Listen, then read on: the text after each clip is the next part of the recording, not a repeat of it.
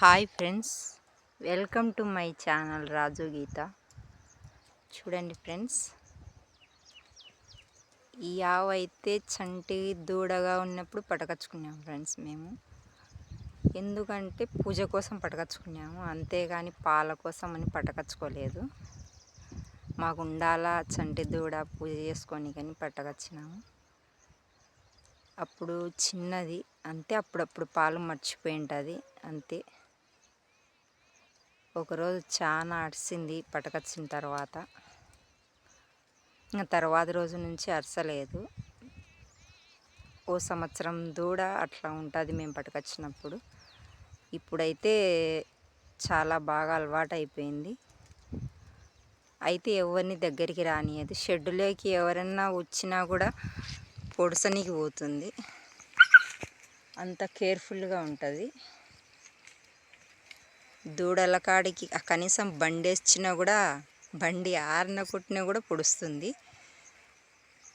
అంత మంచి ఆవు. దూడల దగ్గర అయితే పాలందుకు అస్సలు ఇవ్వదు ఫ్రెండ్స్. ఇచ్చినా కూడా దూడ కోసం ఎగబెట్టి ఇస్తుంది. కొన్ని ఇస్తుంది, ఎక్కువ శాతం పాలు ఎగబెడుతుంది, తక్కువ శాతం అయితే మాకు పాలు ఇస్తుంది. దూడలను అయితే బాగా సాగుతుంది. చూడండి, ఆ రెండు దూడలు తనవే. అది పెద్దది తరుపు దూడ, ఇది రెండో ఈత కోడి దూడ. ఇప్పుడు మూడో ఈత ప్లస్, అది కూడా తరుపు దూడ. సేమ్ పెద్ద దూడలాగే ఉంటుంది.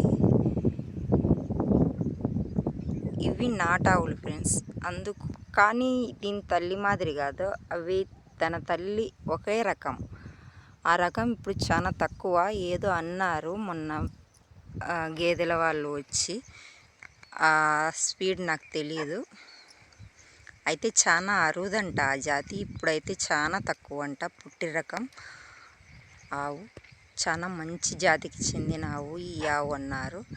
అమ్ముకోకండి, చాలా మంచి ఆవు అని చెప్పారు, అందుకే అమ్మలేదు. ఈ పెద్ద దూడ తరుపు దూడ కూడా అలాగే అన్నారు. శివునికి 3 నామాలు, 3వ కన్ను ఉంటుంది కదా, అలా ఉంటుందంట ఫ్రెండ్స్. దీనికి మీరు అమ్మొద్దు, ఈ ఆవుకు 3వ కన్ను ఉంది అని చెప్పారు. అయితే నిజమో అబద్ధమో అయితే తెలియదు.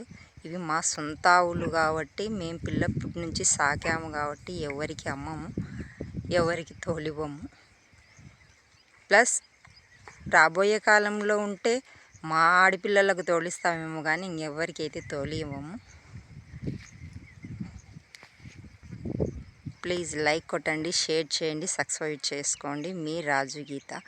ఈ నాటావులు మీరు మళ్ళీ చూడాలనుకుంటే ఖచ్చితంగా సబ్స్క్రైబ్ చేసుకోండి ఫ్రెండ్స్.